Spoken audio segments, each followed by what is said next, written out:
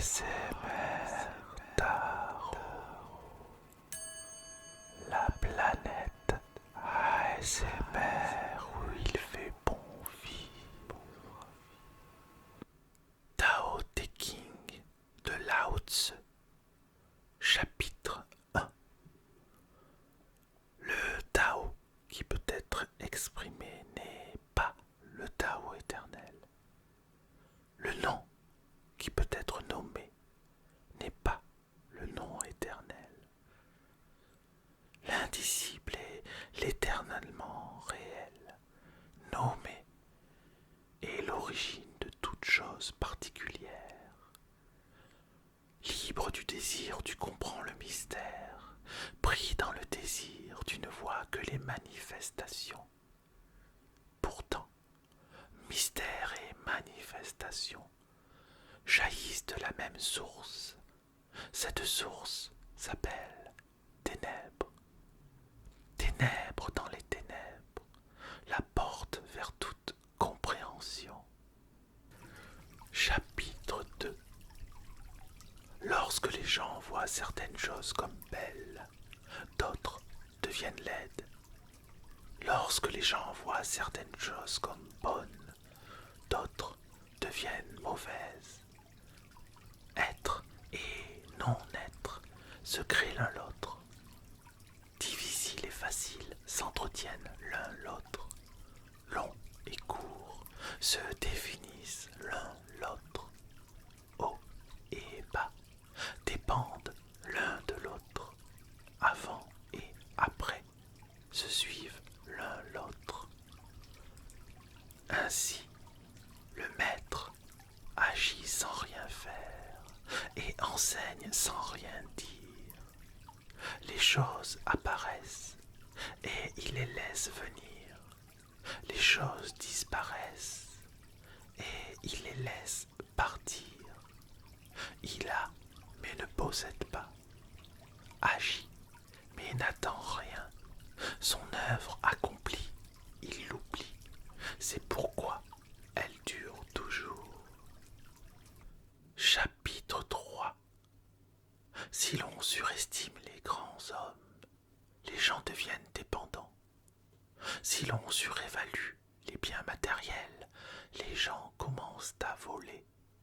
Le maître dirige en vidant l'esprit des gens et en remplissant leur cœur, en affaiblissant leur ambition et en renforçant leur courage. Il aide chacun à perdre tout ce qu'il sait, tout ce qu'il désire, et crée la confusion chez ceux qui pensent savoir. Pratique le non-agir, et chaque chose prendra sa place. Chapitre 4. Le Tao est tel un puits, sans cesse utilisé mais jamais tari. Il est comme le vide éternel, empli d'infinies possibilités. Il est caché mais toujours présent. Je ne sais qui lui a donné naissance. Il est plus ancien que Dieu. Chapitre 5. Le Tao ne prend pas parti, il donne naissance au mal comme au bien. Le maître ne prend pas parti, il accueille les pécheurs comme les saints. Le Tao est comme un soufflet, il est vide mais infiniment capable. Plus tu l'utilises, plus il est fécond. Plus tu en parles, moins tu le comprends. Reste ancré au centre. Chapitre 6. Le Tao est appelé la grande mer, vide mais inépuisable. Il donne naissance à des mondes infinis. Il est toujours présent en toi. Tu peux l'utiliser comme bon te semble. Chapitre 7. Le Tao est infini, éternel. Pourquoi est-il éternel? Il n'est jamais né. Ainsi ne peut-il jamais mourir. Pourquoi est-il infini? Il n'a pas de désir pour lui-même. Ainsi est-il présent pour tous les êtres. Le maître reste en retrait. C'est pourquoi il est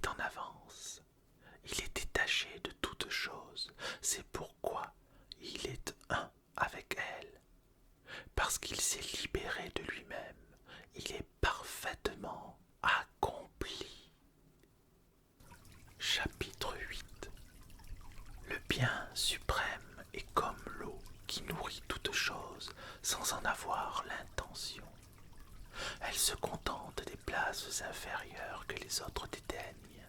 Ainsi, elle est comme le Tao. En ta demeure, vis près du sol. En pensée, reste simple. En conflit, sois juste et généreux. En gouvernant, n'essaie pas de contrôler.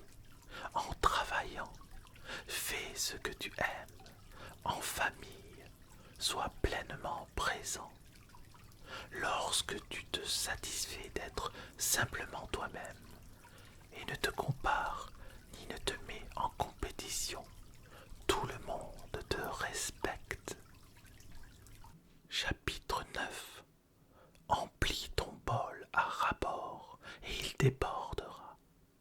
Aiguise ton couteau sans relâche et il s'émoussera. Cours après l'argent et la sécurité et ton cœur ne s'apaisera jamais.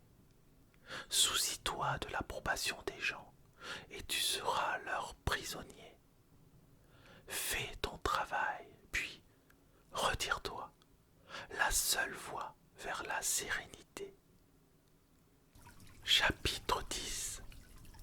Peux-tu détourner ton esprit de ses errances et rester dans l'unicité originelle? Peux-tu laisser ton corps devenir souple comme celui d'un nouveau-né? Peux-tu purifier ta vision intime jusqu'à ne rien voir d'autre que la lumière? Peux-tu aimer les gens et les diriger sans leur imposer ta volonté? Peux-tu gérer les affaires les plus vitales en laissant les événements suivre leur cours? Peux-tu te distancier de ton propre esprit et ainsi comprendre toutes choses? Donner naissance et mourir, avoir sans posséder, agir sans rien attendre, diriger sans tenter de contrôler. Ceci est la suprême